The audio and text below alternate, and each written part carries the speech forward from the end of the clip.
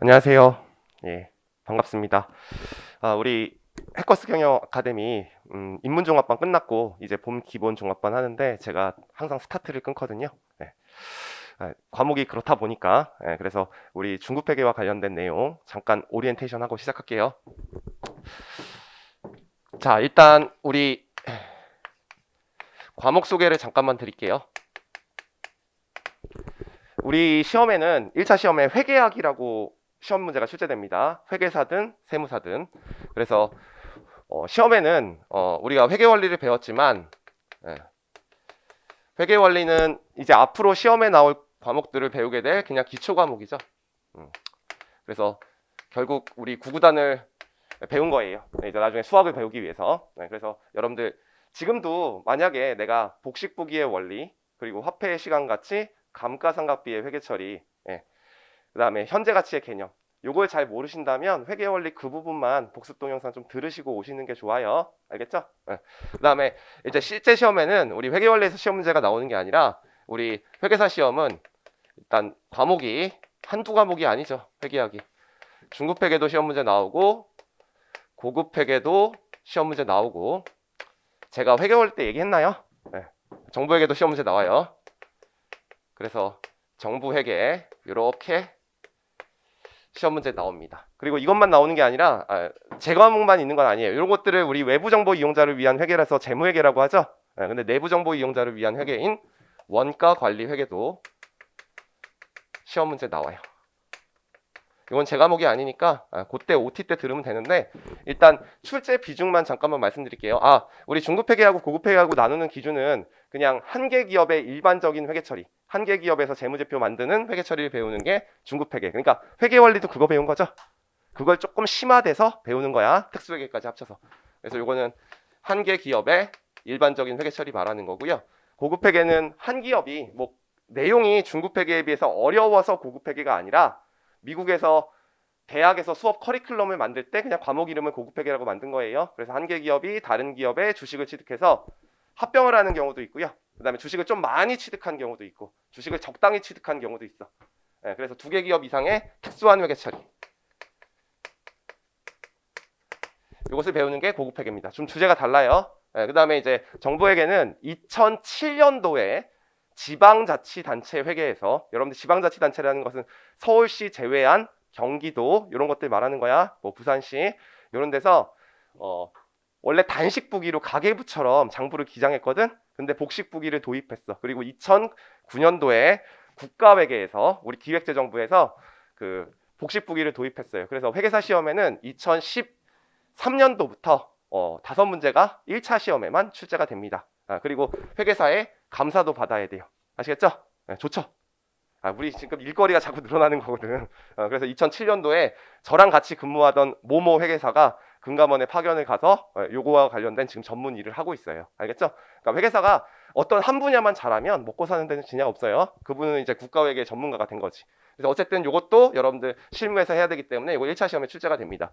그 다음에 제조기업도 여러분들 매출 원가를 공시를 해야 돼요. 근데 제조기업은 원재료를 투입해서 그 다음에 직원들이 열심히 일을 하고 그 다음에 공장의 감가상각비도 제품의 원가가 되기 때문에 제품의 원가를 계산하는 게 조금 어려워요. 알겠죠? 그래서 제조기업의 제품 원가 계산을 배우는 분야가 원가회계. 그 다음에 그걸 이용해서 여러 가지 경영자들의 의사결정을 하는 부분이 관리회계. 그래서 총 이렇게 출제된다. 저는 이제 출제 범위만 설명드릴게요. 자, 일단 회계사 시험. 다른 과목은 다 100점이죠? 저희 과목은 150점입니다. 회계학이. 그건 알고 계시죠? 그래서 CPA 시험으로 150점인데 50문제가 출제돼서 다른 과목들은 2.5점인데 저희 과목은 3점입니다. 중급 회계가 25문제, 고급 회계가 10문제, 정부 회계가 5문제, 그리고 원가 관리 회계가 10문제 출제돼요. 그 다음에 우리는 1차만 준비하는 거 아니에요. 제가 가르쳐주는 내용이요. 객관식으로 출제되면 1차고요. 주관식으로 출제되면 2차예요. 근데 제가 지금 기본 강의할 땐 다 주관식 문제 풀어주는 거예요. 뭔 말인지 알겠어요? 그러니까 1, 2차를 동시에 준비하는 거야. 지금 이 강의가. 그래서 지금 잘 들으면 내용이 똑같으니까. 그래서 요게 1차고 우리 CPA 2차 같은 경우에는요. 다행스럽게도 정부에게는 CPA 2차 시험에 출제되지 않습니다. 그리고 중급회계에서 한 100점이 출제되고요. 이것도 150점이에요. 저희 과목만. 근데 이건 좀 잘못한 것 같아. 왜냐하면 우리 퍼센트만 이상 맞으면 부분 합격제죠. 100점에서 60점 넘나 150점에서 90점 넘나 똑같은 거죠. 뭐하러 문제를 더 많이 만들어서 여러분들 힘들게 하는지. 우리 2차 시험 때 총 5과목을 시험 보는데 재무회계가 일요일 날 제일 마지막 시간에 봐요. 2시간 반 동안. 그러니까 사람이 지칠 대로 지친 상태에서 그 150점을 풀게 되거든. 그래서 중급회계가 100점이고 고급회계가 50점입니다. 자, 그다음에 우리 CPA 기준으로요. 원가 관리회계는 1차 때 10문제니까 30점으로 되게 비중이 적다고 생각하시는데 우리가 2차를 붙기 위해서는 원가 관리에게도 2차에 100점으로 따로 별도로 출제가 되니까 원가 관리에게도 주요 과목이에요. 우리 주요 과목이 결국은 우리 중급회계랑 고급회계를 재무회계라고 합니다. 재무회계, 원가 관리회계, 재무관리, 세법. 요거 주요 과목. 그다음 나머지는 우리는 암기 과목 치부예요. 알겠죠? 우리 시험에서는. 자, 그다음에 좀 죄송한 얘기인데 제 강의를 세무사 수험생들도 기본 강의를 많이 듣기 때문에 그냥 세무사 시험이 어떻게 출제되는지만 설명할게요. 그래서 세무사 시험은 자, 1차 시험이 40문제가 출제가 되고요. 중급회계랑 고급회계랑 정부회계가 있는데 정부회계는 세무사 시험에서 출제가 안 됩니다. 근데 중급회계랑 고급회계가 있는데 세무사 일을 하시는 분들이 고급회계와 관련된 일을 할 가능성이 좀 적어서 안 나올 때도 있고 나올 때도 있어요. 그래서 0에서 3문제 정도 나오는데요. 옛날에는 한 5년까지는 한 문제씩 나오다가 최근에 한 3년 동안 안 나오다가 또 한 문제 나오다가 그러고 있어요. 그래서 1차 시험 볼 때는 합격의 당락에 그렇게 큰 비중을 차지하지 않습니다. 그래서 저는 공부 1차 때는 안 해도 된다. 시간이 없으신 분들은. 그래서 여기서 뭐 한 22문제에서 23문제 정도 나오고요. 그 다음에 세무사 시험에 이게 15문제 출제가 됩니다. 조금 비중이 다르죠. 66대 4. 그 다음에 세무사 시험은 세법이 300점이에요. 세법이 300점, 세무사니까. 그래서 세법 계산 문제가 한 100점 정도 나오는 과목이 있고요. 그게 회계학 2부라고 하고, 그다음에 세법으로 우리 약술형 문제를 계속 푸는 시험이 있어요. 판례 같은 것을 분석해가지고 이제 쓰는 시험이 있는데 세법학 1부라고 세법학 2부라고. 그리고 회계학은 그냥 2차 시험 때 원가와 중급이 같이 나와요. 그래서 2차 시험 때 회계학 1부라고 해서 세무사 시험은 여기 60점. 그 다음에 2차 시험 때 세무사 시험에선 이렇게 나옵니다. 그래서 세무사 시험에서는 제가 중요하지 않은 과목이에요. 알겠죠? 원재훈 회계사가 대빵이고. 자, 어쨌든 회계사와 세무사 1차 시험에서는 난이도 그 다음에 여러 가지 내용들이 다 똑같습니다. 그러니까 지금 세무사 들으시는 분들은 이 과목을 들으셔도 상관이 없고요. 지금 제가 이제 커버하고 있는 내용은 1차 시험에 25문제와 2차 시험에 100점을 대비하기 위한 과목을 공부하고 있다. 그리고 내용은 우리 회계원리 때 재고자산, 유형자산 뭐 이런 것들 주제 배웠죠? 부채, 자본 다 똑같이 있어요. 알겠죠? 근데 그 내용 중에서 재고자산 중에서 안 배운 거 조금 더 들어가 있고 유형자산 중에서 안 배운 거 조금 더 들어가 있고 조금 어려운 문제 있고 그렇게 생각하시면 돼요. 그 다음에 요거는 그때 설명할게요. 그래서 과목은 저렇다. 자, 한 가지만 말씀드리면 공부를 하는 방법이 여러 가지가 있어요. 저 같은 경우에는 솔직히 말씀드리면 공부할 때 시험에 나오는 것만 공부했어요. 저는 5년치 기출문제만 다 풀 수 있게 준비해서 들어갔어요. 물론 공부는 처음에 이따만큼 했지. 그런데 실제 한 달 남아서는 여러 가지 과목을 공부해야 되는데 뭔가 할 게 없잖아. 시간도 없고. 그래서 저는 그렇게 공부했는데 제가 강의를 할 때는 그렇게 하면 여러분들이 만약에 제가 안 가르쳐준 분야가 한 5문제 정도 출제가 되잖아. 그럼 여러분들은 나 때문에 떨어진 거라고 생각해요. 분명히 시간이 모자른 시험이고 하난이도랑 중난이도를 다 풀었으면 충분히 35개를 맞을 수 있었는데 그걸 모르고 그걸 틀려놓고 내가 안 가르친 문제에서 나와서 틀렸다. 강사 탓을 하게 돼. 원래 그런 거야. 나도 알아요. 저도 뭐 제가 젊었으면 아마 그랬을 거야. 남 탓을 하게 돼. 그래서 저는 강의는 모든 내용을 거의 다 합니다. 근데 작년에 너무 욕심을 내가지고 학생들이 되게 어려워하더라고. 전부 다 하니까. 그래서 시험에 진짜 출제되지 않을 거라고 생각하는 완전 지엽적인 내용은 이번에는 생략하도록 하겠습니다. 여러분들 공부 범위 줄여주기 위해서. 그리고 2차 강의를 할 때 여러분들이 이제 재평가 모형이라는 걸 배울 거거든요. 그리고 손상이라는 걸 배울 거야. 근데 주제를 배우다 보면 재평가 모형과 손상을 같이 있는 게 있어. 재평가 모형의 손상이라고. 근데 이거는 재평가 모형을 여러분들 저한테 듣고 수업을 들어서 복습을 하고 손상을 복습을 하고 두 개를 같이 합치면 이해가 가는데 처음 가르칠 때 공부를 안 한 상태에서 제가 그냥 진도만 쫙쫙 나가잖아. 그러면 시간이 아깝고 여러분들이 이해를 못하는 주제들이 있어요. 여러분들이 내공이 조금 약하기 때문에. 저 객관식 때 다 했어요, 작년에. 알겠죠? 여러분들 내공을 조금 증가시킨 다음에 강의합니다, 다. 그래서 한두 가지 주제, 두세 가지 주제 안 할 수도 있다. 그렇게 생각하시면 돼요. 그래서 다른 강사들이 가르치는 만큼은 가르칠게요. 그래서 저의 목표는 여러분들이 잘 골라서 35개 정도. 요즘에 이제 400점을 넘으면 커트라인은 뭐 한 380점에서 쉬우면 390점까지 가고, 그 다음에 어려우면 360점까지 가거든요. 우리 그냥 3배수 뽑는 걸로 등수대로 뽑는 거 알죠? 전과목 꽈락 넘기면 60점 이상 넘는 사람 중에서 등수대로 뽑아가지고 뽑는데, 저의 목표는 여러분들이 회계학에서 자 50개 중에서 35개, 그러니까 105점 이상 맞는 것을 목표로 가르칩니다. 근데 제가 가르치는 부분을 다 커버하시면 한 49개까지 풀 수 있을 거예요. 알겠죠? 작년에 한 문제 놓쳤어요. 1차. 알겠죠? 그것도 말 문제에서 두 말 문제만 5개 중에서 다음 중 옳은 것은 중에서 2개만 밑줄 안 쳐줬어. 알겠죠? 근데 제가 들어가도 못 풀었을 거야. 절대 실무에서도 중요하지 않은 두 문장을 내버렸기 때문에. 알겠죠? 그러니까 그런 거 어쩔 수 없이 틀려야 되는 거야. 그러니까 요 정도 맞는 걸로 여러분이 대비를 하시면 돼. 알겠죠? 그렇게 생각하시면 돼요. 그래서 막 이런 전략 별로 안 좋아요. 처음 쓰는 사람들이 전략 쓰는 것 중에서 상법 90점, 그 다음에 뭐 경제학 80점, 암기 과목 한 70점, 그 다음에 재무회계 한 어려우니까 80점, 세법 40점. 그래서 어떻게 암기 과목으로 일단 1차를 비벼보자. 2차 2번 칠 거예요. 알겠죠? 그리고 1차를 다시 보게 될 거야. 그러니까 주요 과목 위주로 공부를 하셔야지 안정적으로 합격할 수 있습니다. 그 다음에 두 번째.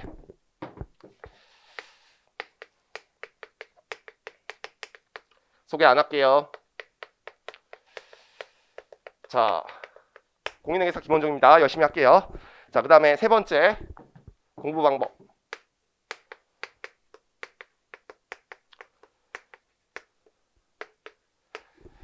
하나만 말씀드리면, 우리 수업은 타이트하게 나가는 거 알죠?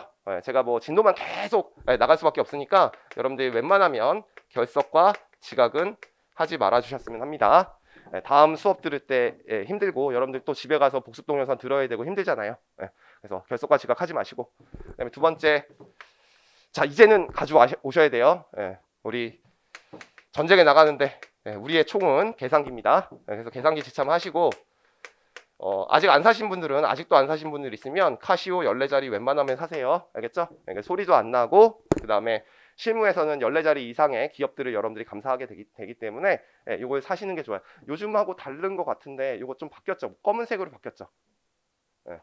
옛날에는 일제였는데 요즘에는 차이나, 메이드 인 차이나로 돼 있는 것 같긴 한데 고장도 안 나고요. 저도 이거 수험생 때 산 거예요. 거의 가격도 안 비싼 것 같은데. 그래서 이거 준비하시면 됩니다. 사실 여러분들 회계사 되면요, 3일회계 범인에서 입사 선물로 줍니다. 알겠죠? 그래서 집에 계산기 2개 있게 돼. 합격하면 1개 더 받는다. 세 번째, 자 필기를 하실 분들도 있어요. 제가 옛날에 공부했던 방법인데, 공부는 눈으로도 보고, 그렇죠? 귀로도 듣고, 손으로도 써보면 아무래도 수업 시간에 손으로 써봤으니까 복습 시간이 줄어요. 그건 맞아요. 제가 공부해보면 알아. 근데 제가 요즘 학생들이 그런 거 되게 싫어해가지고 제 필기는 어딘가 포인트나 어디에 다 있어요. 알겠죠? 그렇지만 가끔 이제 그림으로 그렸을 때 너무 지저분하기 때문에 책에 안 넣는 게 있거든. 그러니까 A4지 조금만 가져와서, 만약에 책에 없으면 제가 그림 그리라고 해요. 알겠죠? 금융자산에서 2개밖에 없어요. 그래서 하실 분들은 노트 플러스 필기구 쓰는데, 인터넷에 제 강의 들어가지고 이제 저한테 질문하시는 분 얘기 들어보면 필기할 필요 없대요. 알겠죠? 책에 다 있대. 자, 그 다음에 네 번째. 자, 공부 방법인데, 여러분들 예습하고 수업 듣고 이제 복습하는 커리큘럼인데요. 예습만 하지 마세요. 책 읽어보시면 사회과학이라는 게 다른 생각을 하게 돼요. 요 쓰신 분들은 이제 교수님들이 이런 내용으로 썼는데, 여러분들이 읽으면 여러분들 다른 생각하기 때문에 시간 낭비야. 그러니까 수업 듣고 그냥 복습하는 거, 이렇게 공부를 하시면 돼요. 예. 여러분들 고시는 무조건 이렇게 공부해야 돼요. 알겠죠? 예. 왜냐면 여러분들은 한 번도 공부해 본 사람이 아니잖아. 예. 나는 내가 공부도 해봤고 13년 동안 CPA 그다음에 세무사 시험 문제 분석해서 지금 강의하는 사람이잖아요. 그러니까 제가 분석을 더 잘해냈겠지? 그러니까 내가 강의하는 것만 여러분들이 복습하는 게 훨씬 더 효율적이란 말이야. 알겠죠?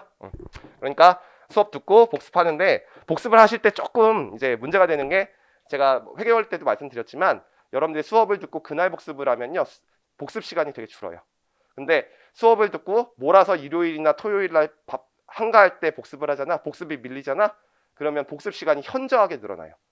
그래서 같은 공부를 8시간 해도요. 그날 배운 거 그날 복습한 사람이 현저하게 공부를 적게 하게 됩니다. 그래서 여러분들 공부를 많이 한 사람이 떨어질 수도 있어요. 지쳐서. 알겠죠? 나는 인생을 효율적으로 사는 걸 되게 좋아해요. 알겠죠? 그리고 회계사는 그렇게 살아야 돼요. 일이 많기 때문에. 저는 회계사 생활할 때 별로 야근을 안 했어요. 거짓말이 아니에요. 알겠죠? 그렇게 많이 안 했어요. 물론 바쁠 때는 해야 되지만 왜냐하면 그날 할 일을 미루지 않았거든. 그래서 그날 복습했으면 좋겠어요. 자, 요거 하나만 지켜주시면 된다. 근데 쉽지는 않을 거예요. 하루에 8시간 정도 수업이 있는 날은 제가 해도 복습을 못 할 거야. 그러면 그 중에 한 과목만 복습을 하고 그다음에 체크를 해놓고 다음날 복습을 할 때는 그날 수업 들은 거 복습하고 그날 들은 거 수업 복습해야지 시간이 적게 걸려. 그리고 나서 밀린 거 조금 틈틈이 시간 또 4시간 수업 있을 때나 수업 없을 토요일이나 이렇게 공부를 하시면 됩니다. 그리고 건강관리 잘 하시고 건강관리는 우리 객관식 시간에 합시다. 그 다음에 뭐 지금은 여러분들 아직도 시간 많아요. 그 다음에 여러분들은 이제 집중관리 반이기 때문에 이제 퀴즈 볼 거 아니에요. 그래서 퀴즈도 올해 제가 낼 퀴즈는요 작년에 냈던 문제 되게 좋아요. 그게 합격을 충분히 가능하게 한 문제이기 때문에 그거랑 그 다음에 최근에 작년에 2020년 공인회계사 시험 문제 그 다음에 2020년 세무사 시험 문제 교수님들이 최근에 어떻게 출제를 하는지 또 여러분들 봐야겠죠. 그런 거 한두 문제 더 넣을 거고요. 그 다음에 이제 2월 28일 되면 이제 며칠 안 남았네. 맞죠? 우리 이제 시험이에요. 그래서 21년 공인회계사 시험 문제까지 제가 다 낼 거예요. 좋은 문제가 있으면. 그래서 그렇게 낼 거고 제가 만든 문제도 계속 낼 거예요. 한두 문제씩은 계속 만들어 갖고 여러분들한테 문제를 낼 건데 문제를 그냥은 안 냅니다. 그냥 쉽게만 내면 여러분들이 또 너무 이 시험이 쉽다고 생각하기 때문에 실전 문제랑 비슷하게 낼게요. 그래서 실전 문제는 이렇게 나와요. 한 난이도가 하인 문제가 한 20%, 난이도가 중인 문제가 한 60%, 그 다음에 상인 문제가 한 20%가 나와요. 그러면 상인 건 어차피 못 푸는 거예요, 여러분들. 아무리 공부를 해도 시간 안에 못 풀어요. 공부를 해도 우리는 1분 40초에 한 문제 풀어야 되니까. 그래서 제가 대충 난이도를 이렇게 낼 거예요.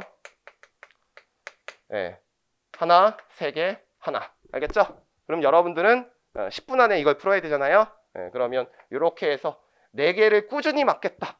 이런 목표를 가지고 공부를 하시면 돼요. 재무회계는. 알겠죠? 그리고 저와 객관식반까지 계속 퀴즈를 보거든요. 객관식반까지. 그래서 저거 4개 이상 맞은 사람들은 제가 알기로는 지금 400점 이상 다 모의고사에서 계속 나오고 있습니다. 그걸 잘 생각하셔서 공부하시면 돼요. 자, 그 다음에 자, 복습 방법이에요. 처음 공부하실 때 나도 그랬는데 이거 한 방에 1, 2차를 붙어야겠다. 마음만 있는 거지. 근데 저희 그 회계사 시험이 제가 공부할 때보다도 지금 분량이 한 20%에서 30% 증가됐거든. 근데 1년 안에 효율적으로 공부해서 우리가 400점을 넘겨서 그냥 1차를 일단 붙는 게 중요한 거잖아요. 그러니까 저 과목만 공부해야 되는 게 아니라 상법도 어느 정도 80점을 맞아야 되고 경제학도 80점을 맞을 시간이 필요한 거야. 그래서 지금 제 책이 이렇게 돼 있어요. 일단 본문이 있어요. 그럼 제 수업을 듣고요. 여러분들은 집에 가셔서 본문 정독을 합니다. 알겠죠? 그리고 제 책 회계원리 다 제 걸로 들으신 걸로 지금 제가 알고 있는데 제 책은 내용 중에서 그래도 여러분들 시험에 나왔던 거 그리고 시험에 나올 거 포인트로 요약을 해놨죠. 그리고 회계학은 숫자로 된 학문이기 때문에 기준서 문장을 항상 회계 처리로 여러분들이 이해를 시킬 수 있도록 제가 예제를 만들어 놨어요. 그래서 예제 만들어 놨습니다. 그래서 여러분들이 최소한 복습할 거는 여기까지만 해오시면 돼요. 수업을 듣고 그 다음에 포인트를 읽고 예제를 손으로 풀어보는 거. 알겠죠? 네, 너무 욕심내지 말고. 왜냐면 다른 과목 공부할 시간이 필요한 거야. 지금 제 과목을 100점 맞아야 되는데 공부를 이따만큼 해서 100점을 못 맞아요. 그러니까 제 과목도 한 70점 맞고 원가 관리에게도 70점 맞고 70%다 맞을 수 있도록 여러 과목을 준비해야 되기 때문에 너무 욕심내지 말고 여기까지가 최소한 여러분들이 공부하실 거고요. 저는 수업할 때 여기까지 풀어줘도 시간이 엄청 많이 걸려요. 한 120시간 강의를 해야 되는데 그래도 책에 없거나 예제에 없거나 특수하게 출제된 문제, 주관식이나 객관식 문제 있으면 한두 문제 풀어줍니다. 그건 풀라고. 알겠죠? 뒤에 내가 풀어준 문제 체크를 해놨다가 예제 말고 객관식이나 주관식 내가 풀어준 문제 그렇게 많지 않아요. 다 1, 2차를 커버할 수 있도록 만들어놨기 때문에. 그래서 여기까지 여러분들 최소한 공부하시면 돼요. 근데 제가 이제 군대도 갔다 왔고 작년에 혹시 온라인 종합반을 다 들어봤다. 근데 이제 작년에 복습을 잘 못해가지고 저는 공부를 다 했는데 다시 한번 하는 거다. 또는 나는 진짜 체력이 짐승 같다. 그러신 분은 본문 정도 자 포인트 읽으시고요. 그 다음에 예제 푸시고 그 다음에 우리 시험에는 이론형 문제도 나오죠. 그래서 기출문제 중에서 OX 문제 제가 만든 것들이 있습니다. 기출문제를 이용해서 자주 나왔던 문제 이론형 문제 대비하는 거고요. 그 다음에 객관식 문제도 만들어 놨어요. 이거는 기출문제만 넣어놨어요. 제가 만들면 너무 어렵기 때문에 그래서 시험에 안 나왔던 것만 앞으로 나올 수 있는데 안 나왔던 것만 제가 만들었고요. 그 다음에 이제 주관식 문제는요. 너무 2차 것만 넣어놓으면 여러분들이 너무 힘들어할 것 같아서 1차 기출문제도 주관식으로 좀 만들어 놨어요. 알겠죠? 그리고 제가 만든 문제도 되게 많고요. 예제는 제가 다 만들었고요. 이렇게 돼 있어요. 그래서 제가 짐승 같다 하면 좋아요. 그래서 자기가 짐승이다. 자 그러면 이렇게 복습을 하는데 저는 여러분들이 다음 시간까지 제가 전날에 수업한 거 여기까지 복습했다고 가정하고 그 다음에 수업을 진행하겠습니다. 알겠죠? 그리고 지금 작년에 공부한 학생 중에서 합격이 가능한 학생은 이렇게 공부해도 합격 다 가능하도록 지금 성적 나와요. 걱정하지 말고 이건 나중에 또 하면 돼. 시간 있을 때. 자 그렇게 생각하시면 돼요. 자 그 다음에 이제 두 번째 공부하실 텐데요. 자 첫 번째 공부하실 때는 본문 정독 해보셔야 돼요. 알겠죠? 우리가 어느 정도 내공이 있어야지 어떤 문제에 접근할 수 있기 때문에 처음 공부할 때는 본문 정독하시고 포인트까지 읽으시고 예제 푸시는 게 좋고요. 두 번째 공부하실 때는 이렇게 공부하시는 게 좋아요. 본문 정독된 내용 중에서 시험에 나오는 건 여기 다 있어요. 알겠죠? 그러니까 포인트 읽고 예제 풀고 그 다음에 객관식이랑 주관식 문제 이렇게. 근데 여러분들 공부하실 때 나머지는 상관없고요. 요 예제를 풀 때와 요 주관식을 문제를 풀 때는요. 그냥 풀지 마시고요. 우리 2차 시험 답안지를 팔아요. 실제 여러분들이 시험 볼 때 이렇게 묶음으로 팔아요. 인터넷에서도 팔고요. 뭐 우리 학원에서 팔지 모르겠어. 한 100장으로 묶음이 돼 있어요. 우리 실제 시험은 이걸로 보거든요. 주관식. 그럼 여기다가 몇 단원에 1번이라고 쓰시고 제 문제는 거의 2차 문제형으로 예제를 만들어 놨기 때문에 뭐 물음 1, 물음 2, 물음 3 등등 이렇게 돼 있어요. 그러면 이렇게 여러분들이 풀이 방법을 쓰시고 답을 쓰신 다음에 이게 맞는지 안 맞는지 이렇게 채점을 해보세요. 그리고 틀리면 틀린 이유를 꼭 써놓으세요. 그러면 이제 재고자산부터 이제 계산 문제가 나오는데 재고자산의 계산 문제가 한 13문제 정도 있으려나? 보관하세요. 알겠죠? 그리고 2회독 할 때 이걸 또 하세요. 알겠죠? 똑같은 거. 그럼 두 개를 딱 비교해 보잖아요. 그럼 여러분들 틀린 이유가 똑같아요. 알겠어요? 이 시험은 무언가 새로운 게 출제되는 게 아니야. 옛날에 나왔던 문제가 약간 용어가 바뀌고 숫자가 바뀌어서 그냥 나오는 거거든요. 여러분들이 틀리는 포인트가 다 똑같아. 근데 이 틀린 이유를 써놓으시면 3번 정도 이제 이걸 해보시면 그 틀린 이유가 그때서야 없어져요. 알겠죠? 그래서 꼭 손으로 풀어봐야 돼요. 제가 눈으로 막 이렇게 빨리 푸는 방법 알려준다고 해도 여러분들이 손으로 풀어봐야지 시험장에서 풀 수 있습니다. 눈으로 푼 문제는 숫자가 들어가는 과목들, 재무관리, 세법, 그 다음에 원가관리회계, 그 다음에 재무회계는 못 풀어요. 그래서 연습장 분량에 여러분들 성적이 비례한다고 생각하시면 돼요. 그 다음에 5번째, 교재가 바뀌어가지고 사실 안 바뀌었어요. 자, 해커스 자, 우리 국제회계 기준은 IFRS라고 하죠. 네, 그래서 중국회계 상하로 강의하겠습니다. 재작년이군요. 제가 미리 냈어요, 이거. 그러니까 이제 학원 강의를 하면서 준비를 하려고 한 6개월 전에, 학원 강의 하기 전에 6개월 전에 냈는데, 초판이다 보니까 약간의 숫자 오타들이 있었어요. 그래서 숫자 오타를 전부 다 개정한 거고요. 본문의 내용은 개정한 내용이 거의 없어요. 네, 거의 없어요. 네, 재무보고를 위한 개념체계 용어 조금 개정했는데 그 용어 개정된 게 여러분들 시험과 무관해. 네, 그러니까 1판으로도 공부하시는데 전혀 지장 없습니다. 그리고 최근에 2차 시험 문제를 연습 문제에 내 책에 없었던 거 수익밖에 없어요. 그래서 한두 문제 넣었어요. 알겠죠? 네. 그래서 그냥 2판인데 1판으로 들으셔도 지장이 없을 거예요. 상해만 제가 예제를 2개 바꿨는데 뭐 그것도 수업 듣는데 거의 큰 지장은 없을 거야. 아, 여기 앞에다가 뭐 이렇게 써놨어요. 제 이름을 써놨나 봐요. 으뜸원이라는 제일 좋은 책이래요. 알겠죠? 제가 쓴 거 아니에요. 네, 그래서 해커스 IFRS 1 중국회계다. 자, 이걸로 강의할 거다. 자, 그 다음에 마지막 우리 시험은요. 제가 이제 35문제 중에서 일단은 25문제를 커버하는 건데 그냥 50문제라고 할게. 다 회계학이니까. 그러면 우리 시험은 이론형 문제가 나오고요. 그 다음에 두 번째 계산형 문제가 나옵니다. 자, 둘 다 준비해야 돼요. 알겠죠? 근데 사실 이론형 문제는 어떤 단원 중에서 거의 한 6개 정도는 결정이 돼 있어요. 고급 회계까지. 그래서 그거는 제가 이제 밑줄을 쳐가면서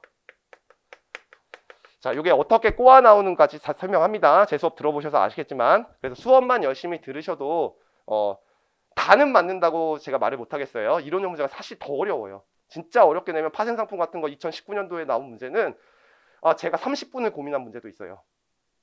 이것도 맞는 것 같고 저것도 맞는 것 같고 4번하고 5번하고 그런 문제도 있어요. 예.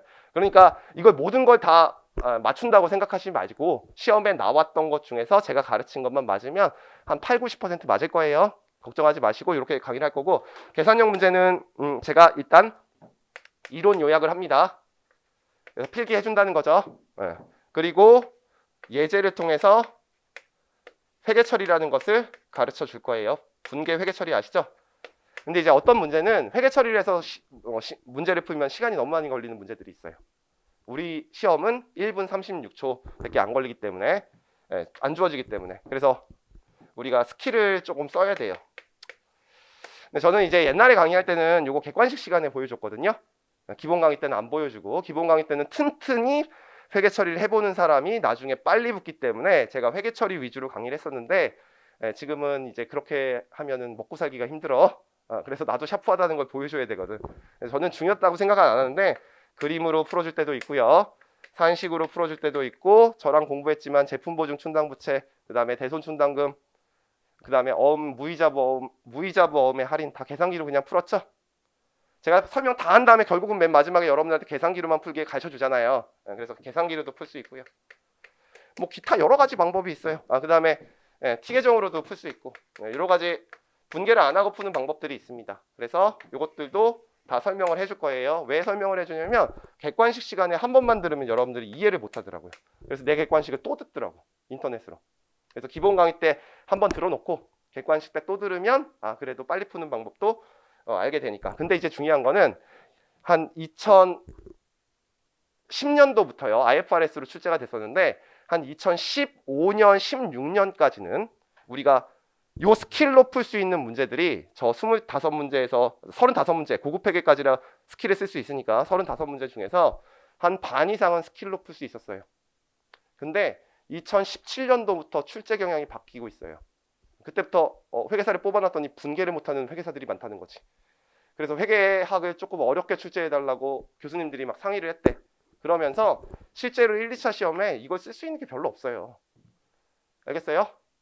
그러니까 여러분들 회계 처리를 꼭 해보고 그 다음에 그림이나 산식을 공부하는 걸 추천드립니다. 물론 알면 좋아요. 한 10문제 정도 1초나 2초에 풀 수 있으면 여러분들 시간이 많이 세이브 되는 거니까. 근데 이걸 놓치고 이걸 공부하시잖아요. 그럼 여러분들 절대 2차에 못 붙습니다. 알겠죠?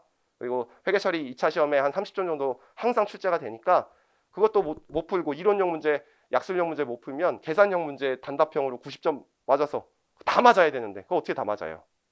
틀리는 거 많지. 그러니까 꼭 회계 처리해보고 그림이나 산식, 계산기 이런 것들 제가 알려주는 스킬을 공부하는 습관을 가지세요. 그래서 예제는 꼭 회계 처리해보시라고 제가 권고를 합니다.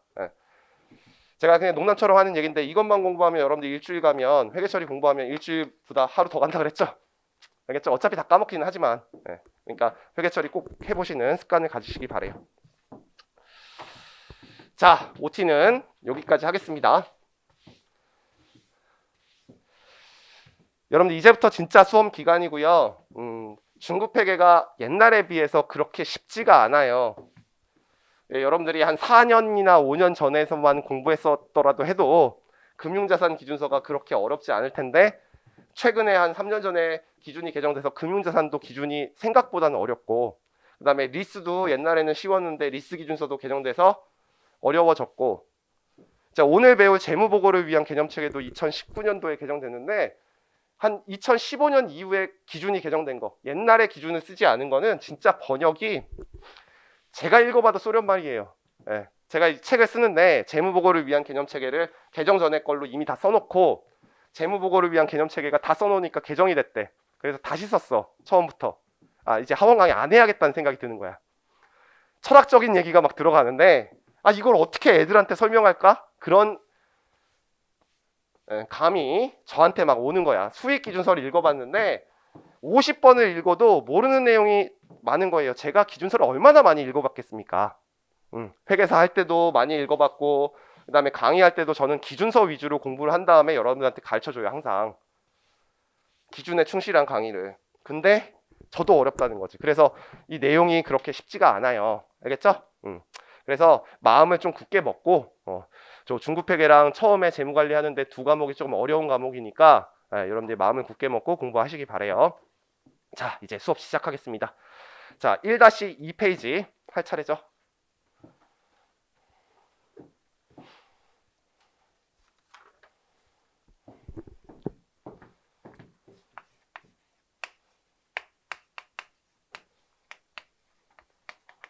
자, 1장은 아무 이유 없이 썼어요. 그냥 여러분들한테 회계가 뭔지 알려주기 위해서 쓴 단원이에요. 그래서 재무회계의 일반론이라고 되어 있고요. 여러분들 시험에 여러분들이 수험 합격할 때까지 안 나올 거예요. 알겠죠? 근데 이 단원을 제가 강의를 하는 이유는 일단 회계가 뭔지 알려주기 위해서 그리고 이 단원에 있는 내용 중에서 재무보고를 위한 개념체계나 재무제표 표시에 있는 내용들이 있어요. 알겠죠? 뒤에 단원에서 시험 문제 나오는 것들. 그래서 이제 간단하게 강의하고 넘어갈게요. 지금 1교시에 배울 것들은요. 회계 원리 때 저한테 다 배운 거야. 그러니까 편하게 들으세요. 첫 번째 뭐가 나와 있냐면 의라고 돼 있고 1, 2, 3이 있는데 같이 강의할게요. 회계의 뜻이 뭔데? 그 다음에 회계 정보를 이용하는 사람들이 있겠죠? 그래서 정보 이용자. 회계 정보 이용자입니다. 그 다음에 회계를 분류하면 크게 아까 원가 관리 회계랑 재무 회계로 분류한다 그랬죠? 그래서 회계 분류 한꺼번에 설명할게요. 자, 지금 제가 필기해 준 내용은 책에 있을 거예요. 그림 어딘가 있을 거예요. 그림. 자, 회계가 뭐라 그랬죠? 경제적 실체가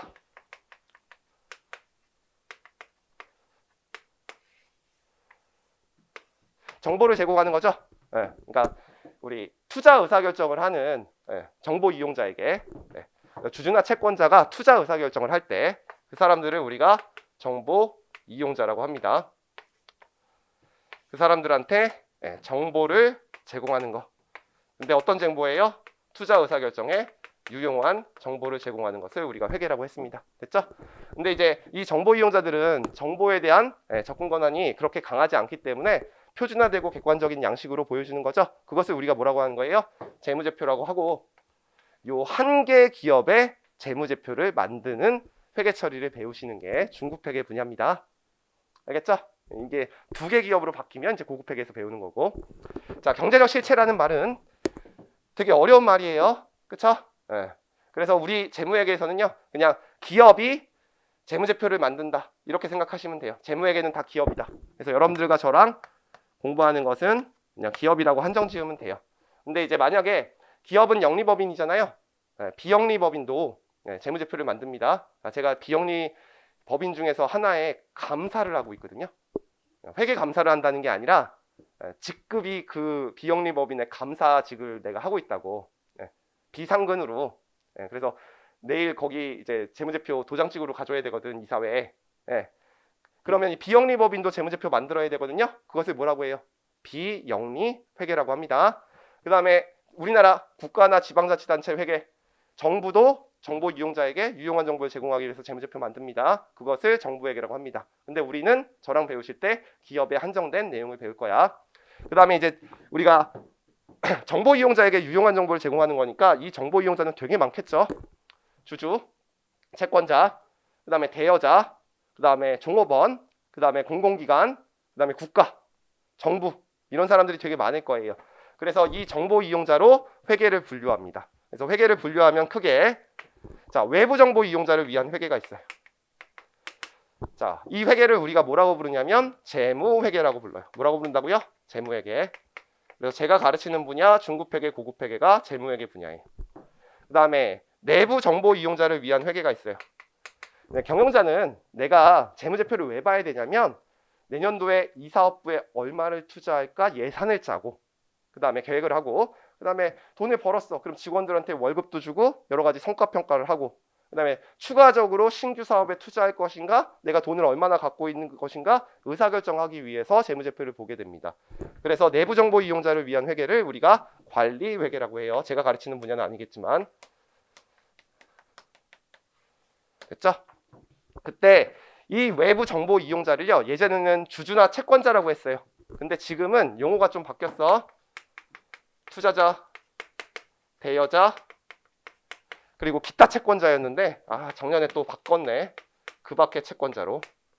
뭐 이런 걸 가지고 장난치는 건 아니야. 알겠죠? 그래서 투자자, 대여자, 그 밖의 채권자를 우리가 외부 정보 이용자라고 합니다. 자, 이 사람들의 특징이 뭐죠? 투자자는 채무 상품이나 지분 상품에 투자한 사람이니까 돈을 직접 회사에 투자한 사람이지. 대여자는 은행처럼 돈을 회사에 직접 꿔준 사람이고, 그 밖의 채권자는 회사에 무언가 매출 채권 같은 걸로 신용을 공유한 사람이죠. 상품을 외상으로 판매한 사람이고, 이 사람들이. 그러니까 이런 사람들이야. 그러니까 기업에 직접 돈을 투자한 사람들이에요. 그렇죠? 그래서 이 사람들을 우리가 뭐라 그래요? 기업에 직접 돈을 투자한 사람을 해서 주요 정보 이용자라고 하죠. 삼성전자 재무제표 관심 없죠? 주주가 아니기 때문이지. 나는 관심이 있거든. 난 한 주 갖고 있다 그랬잖아. 알겠어? 그래서 이 사람들은 돈을 직접 투자한 사람이기 때문에 주요 정보 이용자라고 하고요. 나머지를 우리가 기타의 정보 이용자라고 합니다. 됐죠? 그러면 이 사람들을 위한 회계를 하면 다른 사람들은 그거 보고 나머지 회계 정보를 다 알 수 있겠네. 그래서 우리가 이런 사람들을 위한 회계를 일반 목적 재무 보고라고 하죠. 됐죠? 자, 우리 회계 원리 때 했는데 바로 그냥 빨리 우리 그림이 하나 나와 있으니까 BS 이거 시험에 나온다는 거 아니야. 이제 앞으로 제가 강의를 할 때 자, 재무회계는 외부 정보 이용자에게 유용한 정보를 제공하는 것을 목적으로 한다. 이렇게 강의를 할 거야. 근데 여러분들 시험에는 일반 목적 재무보고의 목적은 현재 및 잠재적 투자자, 대여자, 그 밖의 채권자에게 유용한 정보를 제공하는 것으로 한다. 이렇게 출제가 돼. 그래서 외부 정보 이용자를 현재 및 잠재적 투자자, 대여자, 그 밖의 채권자라고 부른단 말이야. 그거와 같이 장난을 치는 건 아닌데 이 투자자, 대여자, 그 밖의 채권자가 재무제표에 어떤 내용과 연결이 된 건지 제가 설명을 드리면 우리 재무상태표의 자산은 자금을 운용하는 거고 재무상태표의 대변은 자금을 조달한 측면이라고 했죠. 그럼 우리가 부채로 자금을 조달할 때 계정 과목을 한번 생각해 보자. 타인에게 돈을 빌려서 발생한 채무를 우리가 차입금이라고 했죠. 그러면 이 사람들이 대여자겠네. 돈을 빌려준 사람. 그쵸? 대여한 사람. 근데 돈을 빌려주지 않더라도요. 부채가 생기기 하죠. 그러니까 신용을 공유한 사람들이 있단 말이야. 그래서 상품을 외상으로 매입했을 때는 매입 채무. 그 다음에 기업의 주요 영업활동이 아니라 토지나 건물을 외상으로 매입했을 때는 미지급금이라는 걸 쓰죠. 이런 사람은 돈을 직접 빌려준 사람이 아니기 때문에 신용을 공유했기 때문에 우리가 그 밖에 채권자라고 부르는 거고 이런 사람들은 신용을 공유한 거예요. 그 다음에 예전에는 요 자본이죠. 우리가 회계 처리는 자본금과 주발초로 하죠. 예, 다른 말로 납입자본이라고 하는데 요거는 이제 지분 상품을 발행한 거잖아. 그럼 누군가 구입한 사람이 있을 거라고. 그래서 이 사람만 옛날에는 투자자라고 했어. 그래서 옛날에는 외부 정보 이용자를 주주나 채권자라고 했어. 근데 이 주주나 채권자를 이렇게 쪼개놓은 거라고요. 그 다음에 자금을 조달할 때 여러 사람한테 자금을 조달하기 위해서 주식회사가 발행한 채권을 우리가 회사채라고 했죠. 사채. 그래서 얘가 사채라고 회계 처리를 하면 얘는 채무 상품을 발행한 거죠. 그럼 기업 입장에서 사채에도 투자할 수 있고 주식에도 투자할 수 있으니까 요 지분 상품과 채무 상품의 투자자라고 해서 옛날에 비해서 투자자가 원래 주주만 얘기했었는데 채무 상품에 투자한 것까지 포함하는 개념이에요. 됐죠? 요건 알고 있어야 돼요. 왜냐면 요거는 문제에 출제됐던 문제니까. 자, 여기까지 하면 설명할 거 다 했죠? 네. 자, 책으로 잠깐 정리할게요. 자, 여러분들 이 단어는 절대 시험에 나오지 않을 테니까요. 수업을 잘 듣고, 알겠죠?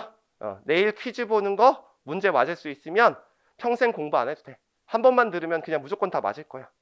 객관식 시간에도 수업만 한 번 들으면 그냥 맞을 수 있어. 자, 1번 회계의 정의 나와 있습니다. 그래도 우리가 회계학을 공부하는 사람인데 회계의 정의는 알아야겠죠? 밑줄은 치지 마세요. 시험에 안 나오니까. 박스가 있어요. 그냥 회계학회의 정의를, 미국 회계학회의 정의를 제가 끌고 왔어요. 회계란 정보 이용자가 합리적인 판단이나 의사결정에 필요한 경제적 실체에 관한 유용한 경제적 정보를, 그래서 결론은 경제적 실체가 정보 이용자에게 유용한 정보를 식별, 측정, 전달하는 과정이라고 돼 있죠. 저는 그냥 제공한다고 했는데 유용한 정보를. 식별이라는 말이 무슨 뜻이에요? 넣을까 말까 구분한다는 거지. 정보를 넣을까 말까 구분한다는 거야. 측정이라는 것은 금액을 얼마로 할까 결정한다는 거지. 우리 재무제표는 다 숫자로 되어 있습니다. 전달이란 말은 제공한다는 뜻이에요. 시험에 안 나오고요. 자, 그 다음에 회계 정보 이용자를 보시면요. 그림이 하나 나와 있어요. 주요 정보 이용자와 기타의 정보 이용자.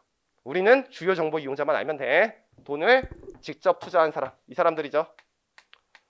됐죠? 네. 그 다음에 나머지 뭐 정부나 규제기관, 경영자, 종업원, 일반 대중. 밑줄 칠 필요도 없고요.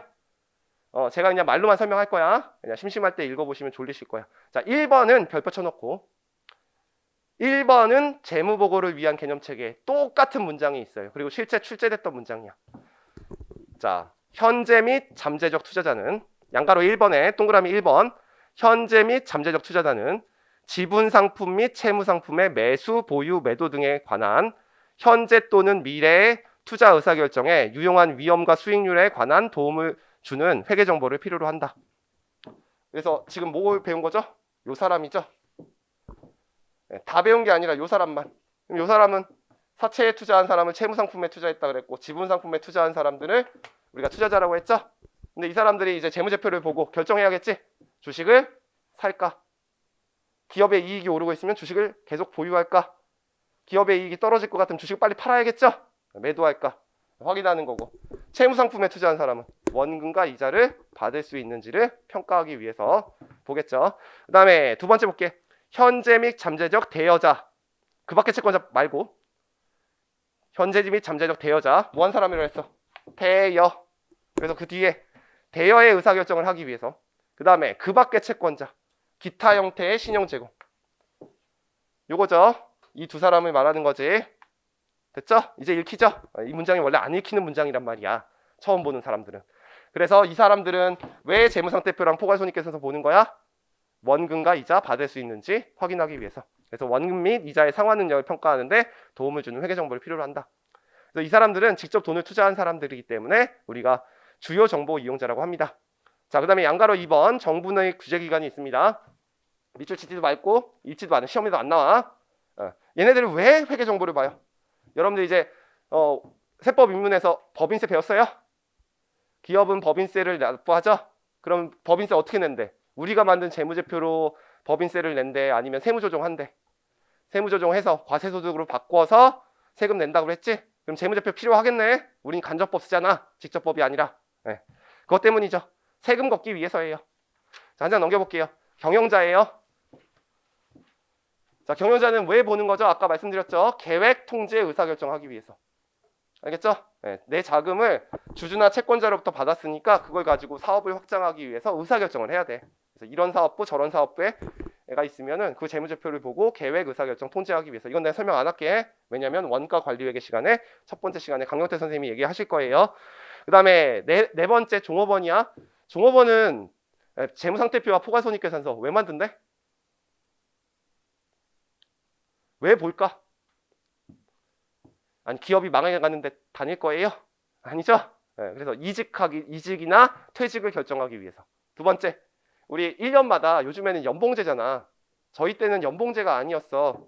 그냥 직급별로 금액이 결정돼 있는 거야. 다 똑같은 금액을 받고 그냥 성과평가에 따라서 한 100만 원, 200만 원만 차이가 났어. 요즘엔 달라.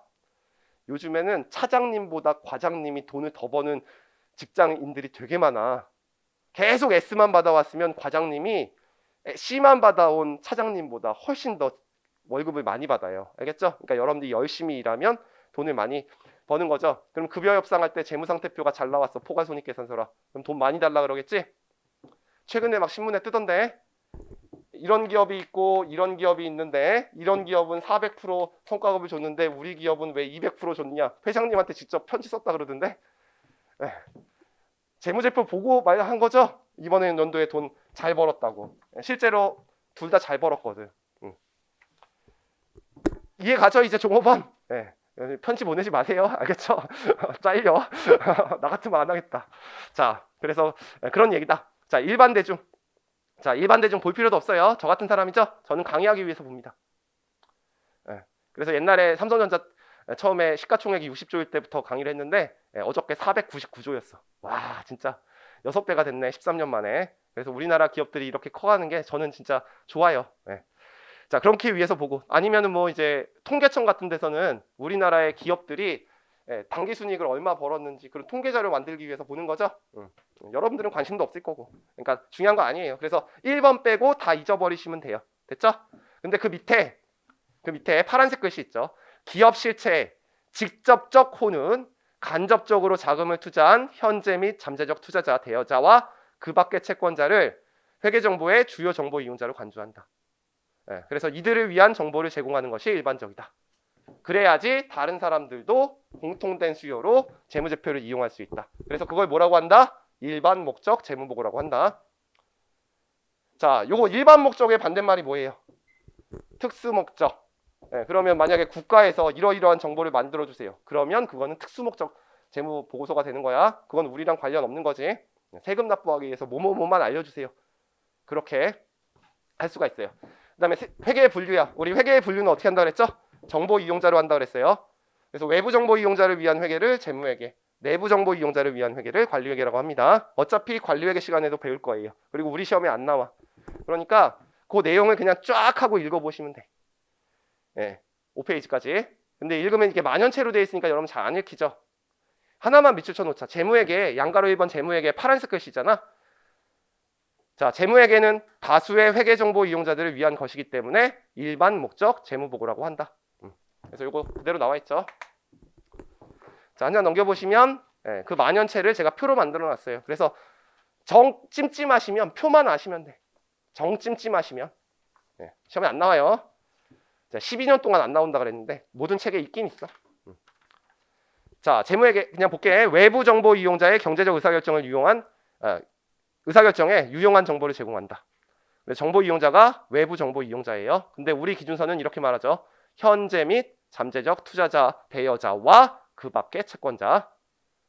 여러분 잠재적이 왜 들어갔는지 알죠? 지금 주식을 갖고 있는 사람도 재무상태표와 포괄손익계산서 봐야겠지만 내가 오늘 삼성전자의 주식을 산다 그러면 나는 재무상태표랑 포괄손익계산서를 보고 살 거예요. 나는. 알겠죠? 뭔가 문제 있었어요? 여자친구예요? 사랑은 막지 않겠다. 자, 회계 원칙이에요. 그래서 이게 외부 정보 이용자는 정보에 대한 접근 권한이 약하기 때문에 표준화되고 객관적인 수단으로 보고해야 되니까 재무제표를 통해서 보고를 해야 되는데 그 재무제표를 만드는 것을 경영자한테 맘대로 만들려고 그러면 이익 조작 가능성이 있죠. 그래서 일정한 보고 방법이 필요하고 그것을 일반적으로 인정된 회계 원칙이라고 합니다. 여러분들 제너럴리 억셉티드 어카운팅 프린시플이라고 해서요. 우리 실무에서는 전부 다 갭이라고 해요. 회계사들이 사실 영어를 못해서 회계사 된 사람들이 되게 많거든요. 사람이 영어에 대한 감각이 뛰어나고 수학에 대한 감각이 같이 뛰어나기가 쉽지가 않아요. 그건 천재고. 저는 수학에 대한 감각은 되게 뛰어난데 저는 언어에 대한 감각이 좀 떨어지는 편이에요. 저희 와이프는 언어에 대한 감각은 되게 뛰어난데 수학에 대한 감각은 되게 떨어지는 사람이거든. 그러니까 사람이 다 그런 거야. 근데 이제 회계사들은 영어를 쓰는 걸 되게 좋아해. 약자. 알겠죠? 네. 그래서 실무에서 여러분들이 이제 처음에 클라이언트한테 여러분들한테 전화 오면 위에 있는 인차지들을 선배님들한테 물어볼 거 아니야. 이러이러한 질문 들어왔는데 그러면 선배님들이 이렇게 물어봐요. 여러분들한테 갭 찾아봤어? 무슨 얘기예요? 기준 찾아봤어라는 얘기야. 기준서 찾아봤냐고. 알겠죠? 네. 그래서 일반적으로 인정되는 회계 원칙을 우리가 갭이라고 합니다. 그 다음에 정보의 범위는 과거지향적 정보입니다. 자, 우리가 보고하는 재무제표는 X1년 재무제표를 X2년 3월 31일 날 어느 날까지 보고를 해야 되죠? 신고. 그러면 과거 얘기죠. 그쵸? 우리가 보고하는 거는 미래를 대상으로 하는 정보를 제공하는 게 아니라 이미 지나간 일을 보고하는 거예요. 결국 거래를 붕괴하는 거잖아. 재산의 증감 변화를 일으키는 사건, 일어난 일. 그래서 과거 지향적인 정보입니다. 상대적으로 관리액에 비해서. 그리고 보고 시기는 정기 보고죠. 우리나라는 보고 기간 또는 회계 기간이 1월 1일부터 12월 30일이니까 1년에 한 번만 재무제표 만들면 돼요. 근데 상장 회사들은 정보 이용자들이 많기 때문에 정보로서의 의사결정을 상실하기 전에 제때에 보고하기 위해서 중간 재무보고를 인정하고 있죠. 그래서 분기별로 상장 회사들은 보고를 해야 됩니다. 그래서 1분기, 2분기, 3분기, 4분기 재무제표, 연차 재무제표라고 하는데 그렇게 4번 그려요. 그 중간 재무보고는 제일 마지막 시간에 제가 기준서 설명하겠습니다. 그 다음에 재무회계는 외부 정보 이용자들이 직접 돈을 투자했으니까 만약에 기업이 분식회계했으면 큰일 날 거 아니에요. 그런 일들 계속 발생하죠. 저도 상장 폐지 되게 많이 당해봤다 그랬잖아.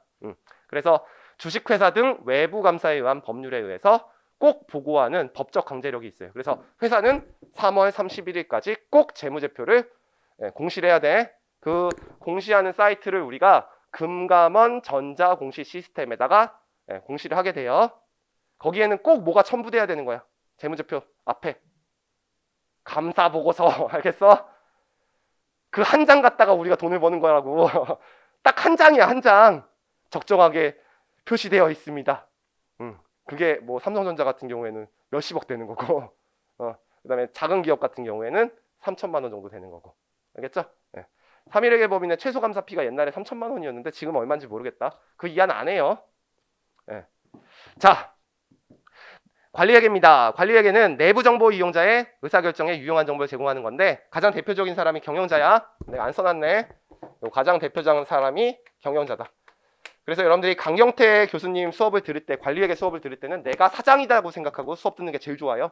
그리고 제 수업을 들을 때는 내가 주주라고 생각하고 수업을 듣는 게 좋아. 알겠죠? 네. 자, 그 다음에 회계 원칙은 일정한 원칙이 없습니다. 관리회계는. 왜냐하면 내부적으로 보고하는 거니까 일정한 원칙이 없어요. 그래서 구두로 보고를 해도 되고요. PPT로 보고해도 되고. 네, 보고 방법은 특수목적 보고서죠. 그래서 알려달라는 것만 알려주면 돼. 그리고 정보의 범위는 과거 지향적 정보도 있어. 이렇게 알려줄 수 있어. 작년에 얼마 벌었어 니네 사업부. 이렇게 물어볼 때도 있고요. 내년에 얼마 벌 것 같아. 알겠죠? 그래서 상대적으로 관리회계가 재무회계에 비해서 미래지향적인 정보고, 보고는 정기보고 안 합니다. 사장이 시킬 때마다 해야 돼요. 그래서 수시보고. 그 다음에 법적 강제력이 없습니다. 내부적인 자료로 만드는 거니까. 됐죠? 그래서 우리는 그 중에서 재무회계를 배우게 된다. 여기까지 가시죠? 자, 그 다음에 네 번째. 자, 회계의 역할.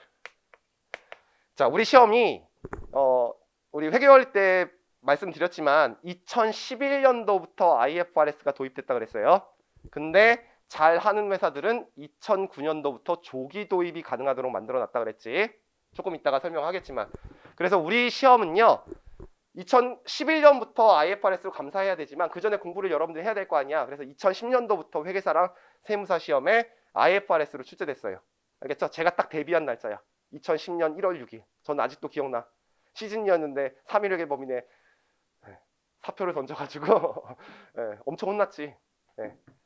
자, 어쨌든 바쁠 때 제가 그만둬서. 근데 제가 이제 강의를 하고 싶어서 어쨌든 기회가 그때밖에 없으니까 강의를 시작했는데 이 회계의 역할은 그때 딱 한 번 나왔어. 그러니까 어쨌든 우리가 기출문제는 다 보고 가야 되거든. 그래서 한번 출제된 문제다. 다 공부한 거니까 회계할 때 저는 다 설명한 거니까 빨리빨리 하게요. 자, 회계의 역할은 다른 말로 회계의 기능입니다. 자, 경제학이 더 먼저 발전했기 때문에 경제학의 학습 목표를 그냥 끌고 왔어요. 사회는 한정된 자원을 갖고 있는데 그것을 효율적으로 배분하는 것을 배우는 학문이 우리 경제학입니다. 그래서 회계 정보, 재무제표를 보고하게 되면 경제적 자원이 효율적으로 배분된다.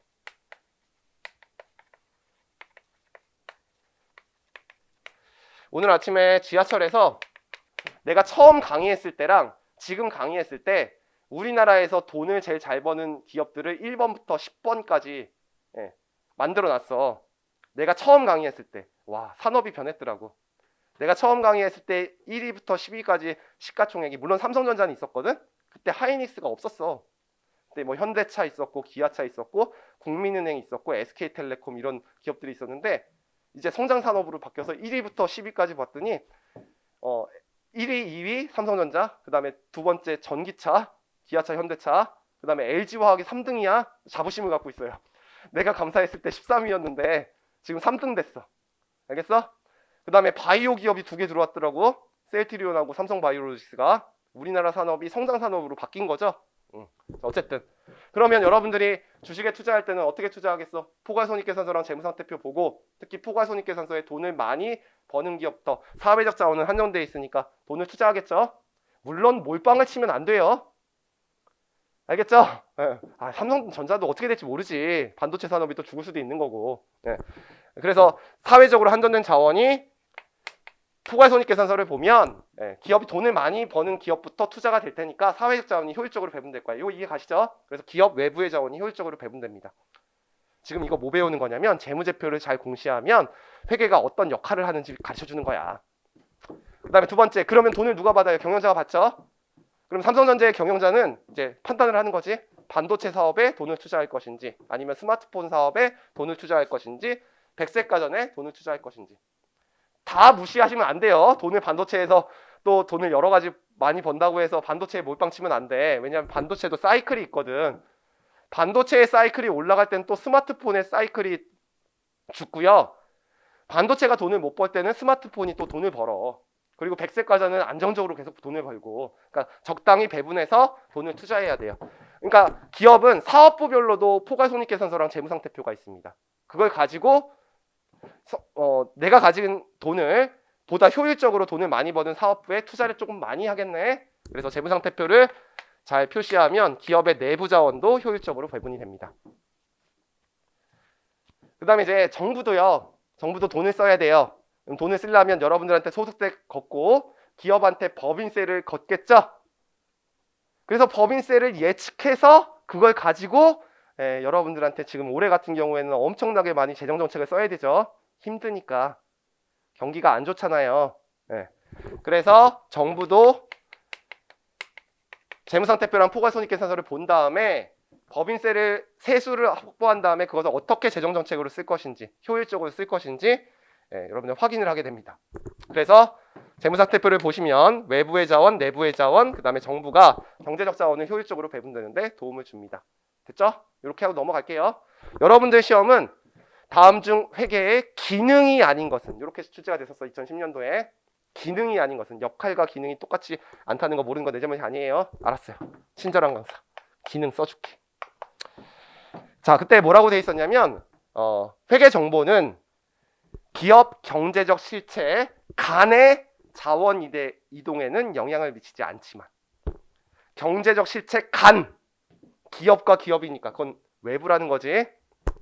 근데 경제적 실체 내의 자원 배분에는 영향을 미친다. 그게 틀린 거네. 이거 쉽게 설명하면 기업 외부의 자원이 효율적으로 배분되는 도움을 주지 못하는데 기업 내부의 자원은 효율적으로 배분되는데 도움을 준다. 이런 식으로 출제해서 그걸 오답으로 냈어요. 그리고 두 번째 문장이 정부가 경제적 자원을 효율적으로 배분되는데도 도움을 준다. 이유가 그거죠. 세금과 공공요금을 책정하는데 도움을 주기 때문이야. 그래서 그것도 맞는 문장으로 출제됐어. 나머지 세 문장을 또 설명할게.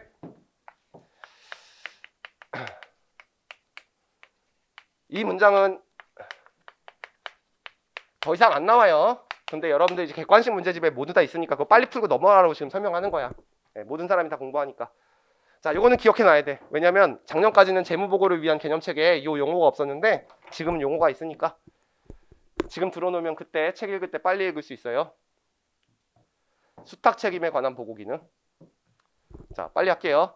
우리 재무상태표가 있는데요. 우리 재무상태표의 대변은 자금을 누구로부터 조달했는지를 보여주는 측면이라고 그랬어. 그래서 이제 부채는 쉽게 채권자가 가지고 있는 지분을 말해요. 됐죠? 그 다음에 이제 자본은 주식과 관련된 회계 처리니까 주주의 지분을 말합니다. 주주와 채권은 회사에 돈을 맡긴 거죠. 이거 돈을 꿔준 거고 주식에 투자한 거야. 그러면 그 돈을 우리가 경영자가 돈을 받게 돼요. 자, 이렇게 주주나 채권자가 경영자한테 돈을 맡기는 행위를 우리가 자금 수탁이라고 합니다. 뭐라고 한다고요? 자금 수탁. 근데 얘네들은 기업 내부에 있지 않기 때문에 정보에 대한 접근 권한이 약하잖아. 그러니까 그 내용에 대해서 결과 보고를 받아야겠죠. 그래서 이 경영자가 내가 이만큼 벌었고 이만큼 재산이 있습니다. 결과 보고하는 기능을 우리가 수탁 책임에 관한 보고 기능이라고 해요. 이걸 뭘 갖고 하는 거야? 재무제표로 갖다가 하는 거예요. 수탁 책임에 관한 보고 기능은 뜻이 이거야. 주주나 채권자 또는 저기 있는 외부 정보 이용자가 경영자에게 자금을 수탁했을 때 그 수탁받은 자금이 효율적, 효과적으로 관리되었는지 경영자가 재무제표를 통해서 보고하는 기능을 말합니다. 됐죠? 요 기능이 있다는 거 회계 기억할 수 있죠? 근데 그게 시험 문제에 나온 게 아니라 두 문장 나왔잖아. 이걸로 한 문장 만들고 이걸로 한 문장 나오고 이거 틀렸다고 했잖아. 그 다음에 나머지 세 문장은 이걸 가지고 이제 교수님들이 이론을 넣은 거야. 이건 회계할 때 안 배운 거야. 자, 이 수탁 책임에 관한 보고 기능을 했을 때 이 재무제표를 보고하게 되면 어떤 상황이 발생하냐면 정보의 양이나 질이 차이가 나는 상황이 발생합니다. 정보의 양이나 질이 차이가 나는 상황이 발생해요. 이 정보의 질이나 양이 차이가 나는 상황을 우리 경제학에서는 뭐라고 하냐면 정보 비대칭이라고 해요. 정보 비대칭. 무슨 말이냐면 이 두 사람이 기업 외부에 있다 그랬죠? 이 사람은 외부 정보 이용자고 경영자는 기업 내부에 있으니까 내가 시키면 안에 일고 있는 뭐 거래가 뭐가 발생했고 그 다음에 그 증빙까지도 자기가 다 관리를 하고 있잖아. 그러니까 경영자가 있으면 재무제표를 공시하지 않으면 정보의 양이나 질이 차이가 날 때 경영자가 정보가 훨씬 많아요. 맞죠? 그러니까 내가 피해를 볼 수 있는 거야. 근데 만약에 경영자가 제대로 된 재무제표를 보고하게 되면 얘가 알고 있는 정보와 얘가 알고 있는 정보가 동일하게 되죠? 그러니까 정보 비대칭이 해소될 수 있겠네. 됐죠? 네. 그래서 수탁 책임의 보고의 기능을 하면 정보 비대칭을 해소할 수 있습니다. 그래서 회계의 기능 3번 정보 비대칭이 해소된다. 맞는 문장으로 나왔어. 됐죠? 근데 이 정보 비대칭을 또 경제학에서는 두 가지로 나뉘어요. 정보 비대칭이라는 용어를 경제학에서는 또 두 가지로 나뉘어요. 하나는 역선택이라고 하고요. 또 하나는 도덕적 해이라고 해. 그래서 회계 정보를 정확하게 표시하게 되면요. 이 두 가지도 해소할 수 있습니다. 나머지 두 문장이 역선택 해소할 수 있다. 도덕적 해이 해소할 수 있다. 이렇게만 나왔어. 그래서 여러분은 키워드만 알면 돼. 그러니까 구체적인 내용 몰라도 된다고 지금은 경제학 배우면 저절로 알게 돼. 알겠죠? 근데 제가 설명을 드리면 이 역선택은 어떤 의사결정을 하기 전에 사회적 자원이 효율적으로 배분되지 않는 상황을 역선택이라고 해요. 이게 해소라고 돼 있는데 해소하기 전에 상황을 정보 비대칭이라고 하는 거야. 사회적으로 자원이 효율적으로 배분되지 않은 상황이야. 왜? 정보를 다른 사람이 많이 갖고 있기 때문에. 이거는 의사결정을 하기 전에 어떤 문제 때문에 사회적 자원이 효율적으로 배분되지 않는 상황이야. 이거는 중고차 시장으로 무조건 설명해요. 경제학에서는. 중고차 시장은 파는 사람과 사는 사람이 있는데요. 파는 사람이 훨씬 더 정보가 많은 거야. 그래서 내가 1,000만 원 갖고 차를 샀어. 근데 고장난 차야. 아니면 침수된 차야, 옛날에. 그럼 사회적 자원이 효율적으로 배분 안 된 거죠. 그거 다른 거 1,000만 원짜리 샀어야지. 실제 가치도 500만 원인데. 이런 상황. 요거를 역선택이라고 해. 그 다음에 도덕적 해이는 이제 보험회사에서 주로 시험 문제가 그 경제학에서 보험 시장으로 설명을 많이 해요. 이제 보험회사 입장에서는요, 보험에 막 여러 사람들을 가입시키지. 그럼 어떤 사람을 가입시켜야 돼? 건강한 사람. 아픈 사람은 가입시키면 돈이 많이 드는 거 아니야. 보험회사 입장에서 손해를 많이 보는 거야. 알겠죠? 그래서 보험회사에 이 사람하고 이 사람하고 가입을 했어. 그래서 건강검진에서 가입하래. 그래서 둘 다 A 받아갖고 들어갔어. 그런 다음에 이미 의사결정 끝났지? 그 다음에 나는 보험금을 받기 위해서 나 보험 10개에 가입한 다음에 담배를 열라 피는 거죠. 알겠죠? 그럼 사회적 자원이 효율적으로 배분되지 않는 거지. 보험에 가입시키지 말았어야 되는 거죠. 이게 정보비대칭 때문에 나오는 거지. 내가 담배를 폈다는 걸 모르고 있는 상황인 거야. 그렇죠? 그래서 이거는 의사 결정 후에 바람직하지 않은 행위가 일어난 거지. 회계학으로 말하면 이거예요. 내가 어떤 회사에 투자하기 전에 재무상태표를 봤는데 또는 포괄손익계산서를 봤는데 거기에 분식회계가 있었어. 그래서 내가 피해본 거야. 그럼 그건 의사결정 전이니까 연선택이지. 회계학적인 예를 들면, 그 다음에 도덕적 해이는 이거야. 회사가 내가 한 주를 갖고 있었는데 사업을 확장하기 위해서 미국에 있는데 공장을 짓기 위해서 나한테 5,000원씩 유상증자를 하래. 그래 줬어. 그랬더니 미국에 공장 안 짓고 자회사를 취득하거나 자기 아들한테 막 물려주고 막 이러는 거야. 이것을 도덕적 해이라고 합니다. 됐죠? 자, 요거는 교수님들이 좋아해요. 알겠죠? 근데 다시는 안 나올 거예요. 그 문제만 기억하시면 돼요. 자, 우리 밑줄을 한번 쳐보겠습니다. 자, 회계의 역할. 크게 보시면 돼요. 이 단어는. 자, 회계의 역할. 양가로 1번. 제목에다가 밑줄. 경제적 자원의 효율적 배분. 그 다음에 동그라미 1번. 기업 외부. 외부에다 동그라미 2번. 기업 내부. 그 다음에 정부. 다른 책에는 정부가 없어요. 근데 우리 시험에는 정부가 나왔어. 자, 그 다음에 수탁 책임에 관한 보고 기능. 제목에다만 밑줄. 자, 7페이지. 자, 이건 밑줄 칠게요. 수탁 책임에 관한 보고 기능이란 경영자가 투자자와 채권자로부터 수탁받은 자본이 효율적, 효과적으로 관리하는지 여부를 이해관계자에게 보고하는 것을 말한다. 뭘로 보고해요? 재무제표. 네? 우리 항상 재무제표를 기억해야 돼. 그래서 이 수탁 책임에 관한 보고 기능을 하면 정보비대칭, 여선택, 도덕적 해이 문제를 해소할 수 있다. 됐죠? 그래서 제목 보시면 정보비대칭 해소 밑줄 치고, 역선택 해소 밑줄 치고, 도덕적 해이 밑줄 치고. 이제 밑줄 치지 말고 역선택에 보시면요, 제가 보험에 요거 중고차 시장으로 얘기했으니까 회계학적으로 의사결정 전에 역선택이라는 것은 정보비대칭의 상황이 두 개로 나뉘는 거야. 역선택과 도덕적 해이.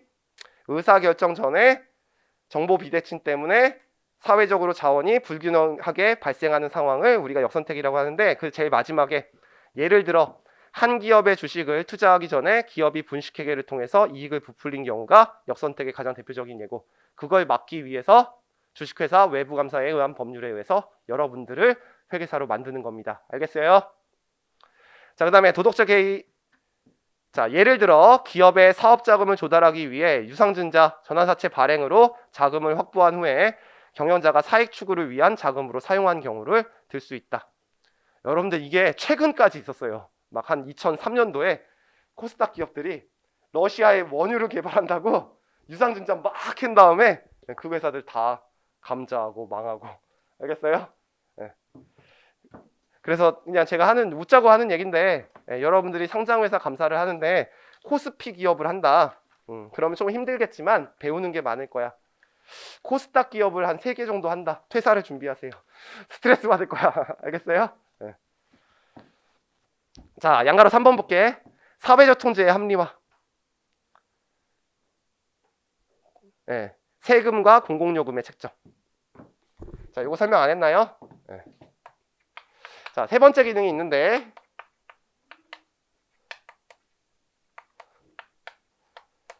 자, 요 사회적 통제의 합리화는 정부의 역할을 말해요. 똑같죠? 정부의 역할. 그래서 국가는 세금을 걷어서 그걸 가지고 쓰는 행위를 해서 어쨌든 그냥 영을 만드는 거죠. 근데 그게 만약에 조금 남으면 흑자재정이라고 하는 거고, 더 많이 쓰면 적자재정이라고 하는 거고, 작년에는 전 세계가 돈을 정부가 많이 썼죠. 이게 누구도 잘못하지 않은 일 때문에 모든 사람이 힘들게 됐기 때문에 이거 누구의 잘못도 아니잖아요. 예. 그러면 이렇게 돈이 들어오는 것을 우리가 뭐라고 그러냐면 정부의 입장에서 세입이라고 해요. 들어놓으면 좋아요. 용어는 알겠죠? 정부에게서 시험 문제 출제되니까. 그다음에 돈을 쓰는 행위를 세출이라고 해. 예. 그러면 그런 것들을 확인하기 위해서는 기업들이 얼마나 버는지 알아야지 우리가 세입 예산을 짜고 세출 예산을 짤 거 아니야. 그래서 11월 달에 정기국회에서 가장 여당과 야당이 싸우는 게 뭐야? 예산안 때문에 싸우는 거죠. 네, 알겠죠? 네. 그래서 이거 세금 때문에 재무상태표를 보게 되는 거죠. 자, 그 다음에 내가 오늘 지하철 타고 왔는데요. 네, 제가 여기는 도저히 차를 가지고 출퇴근을 할 수가 없어요. 알겠죠? 네, 그래서 제가 원래 서울 살기를 싫어해서 지방에서 아니 경기도에서 살고 있었어. 너무 차가 막혀가지고. 그래서 제가 오늘 지하철 타고 왔는데 지하철 요금은 사실은 지하철 공사가 여러분들 제대로 돈을 받으려면요 한 2,000원, 3,000원 받아야 돼요. 저는 그렇게 받아야 된다고 생각해. 근데 우리나라에서 지하철 요금이 되게 싸죠. 타 나라에 비해서 현저하게 싸요. 여러분들 일본 여행 가보면 알아. 알겠죠? 근데 그게 물가를 상승하는 걸 억제하기 위해서죠. 그래서 공공요금에 책정을 할 때 지하철 공사에 그래도 너무 적자가 나면 기업이 망하면 안 되잖아. 그래서 그런 것들 지하철 공사의 재무상태표 봐야지 이런 거 책정할 수 있겠지. 자, 그래서 사회적 존재의 합리화의 가장 대표적인 예는 세금과 공공요금 책정에 있다. 동그라미 쳐놓고. 자, 그 다음에 포인트가 나와 있죠. 제 책의 특징이 뭐라 그랬어? 그렇게 많이 써놓은 다음에 포인트 써놨지? 그러면 그 포인트만 봐도 우리 시험 보는데 전혀 지장이 없죠? 우리 시험 이렇게 나왔다 그랬잖아. 기업 외부의 자원은 효율적으로 배분되지 않고 기업 내부의 자원은 효율적으로 배분된다. 그게 답이었어. 나와 있죠? 정부가 자원을 효율적으로 배분하는 데 도움을 준다. 그렇게 나와 있었어. 그 다음에 정보 비대칭, 도덕적 해이, 역선택, 해소하는 데 도움을 준다. 사실 두 번째 읽을 때는 이 키워드만 보고 넘어가도 문제를 푸는데 전혀 지장이 없습니다. 자, 여기까지. 자, 여러분들 지금 1교시 때 배웠는데 저는 이제 칠판을 지우면서 보통 복습을 해주는데 요거 하고 쉴 거야. 쉴 건데 지금까지 했던 거 잠깐만 복습할게요. 우리 회계의 정의, 회계 정보 이용자, 회계 분류 배웠는데요. 회계의 정의 그렇게 중요하지 않습니다. 경제적 실체가 정보 이용자에게 유용한 정보를 식별, 적정, 전달하는 과정을 우리가 회계라고 해. 정의. 회계 정보 이용자는 되게 많아요. 다 필요 없어요. 우리 시험에는 직접 돈을 투자한 사람만 필요해. 그래서 그 사람을 현재 및 잠재적 투자자, 대여자와 그 밖의 채권자라고 불러. 근데 내가 이렇게 강의를 하면 강의할 때마다 현재 미치겠다. 그래서 그냥 외부 정보 이용자라고 부를 거야. 그 사람들. 알겠죠? 그리고 그 사람들이 어떤 사람들인지를 다 설명했어요. 그 다음에 이 사람들은 기업 외부에 있으니까 이 사람들을 위한 회계를 우리가 재무회계라고 하는 거죠. 그래서 이 사람들은 정보에 대한 접근 권한이 약하기 때문에 표준화되고 객관적인 양식으로 그려야 되고, 그래서 재무제표라는 보고수단으로 그려야 되고, 그것은 또 경영자가 지 맘대로 그리면 분식회계를 할 수 있기 때문에 일정한 보고 방법이 있고 그것을 일반적으로 인정된 회계 원칙이라고 합니다. 그래서 저하고 중국회계 때 배우는 게 일반적으로 인정된 회계 원칙인 국제회계 기준을 배우는 거죠. 근데 저희 나라는 한국이 채택했기 때문에 한국 채택 국제회계 기준을 배울 거고, 그냥 우리나라는 번역했다. 그 다음에 내부정보 이용자를 위한 회계를 우리가 관리회계라고 하고요. 이건 중요하지 않으니까 그분한테 배우세요. 자, 그 다음에 회계의 역할이에요. 요것만 기억하자.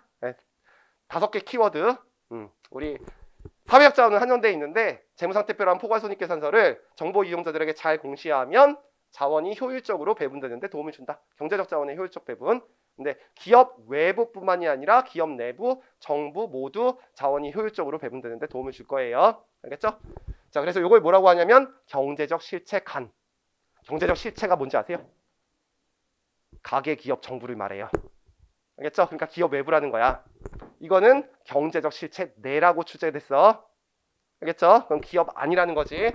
자, 그 다음에 두 번째, 수탁 책임에 관한 보고 기능. 주주나 채권자가 경영자에게 자금을 수탁했는데 경영자가 그것을 효과적으로 관리하는지 보고하는 기능을 우리가 수탁 책임에 관한 보고 기능이라고 하고, 그걸 보고하는 이유가 정보의 질이나 양이 차이가 나는 상황이 발생하기 때문이야. 그걸 정보 비대칭이라고 했죠? 근데 만약에 재무제표를 정확하게 표시하면 정보 비대칭이 해소가 되겠네. 됐죠? 그때 의사결정 전에 정보가 비대칭된 상황을 역선택이라고 하고, 의사결정 후에 정보가 비대칭된 상황을 도덕적 해이라고 해. 둘 다 사회적으로 자원이 효율적으로 배분되지 못하는 상황인데 요 재무제표가 신뢰성 있게 보고가 되면 그게 해소될 수 있다는 거지. 그래서 여러분들 키워드 정보비대칭 해소, 역선택 해소, 도덕적 개의 해소 요 정도만 아시면 돼요. 그 다음에 기타 사회적 통제에 합리화하는 데도 도움을 주는데 이거는 정부의 역할을 말합니다. 세금과 공공요금을 책정하는 데 도움을 줍니다. 그래서 회계의 역할 정도는 기출 문제니까 하나 보고 가시면 됩니다. 자, 그 다음에 두 번째 재무보고는 10분간 휴식한 다음에 할게요.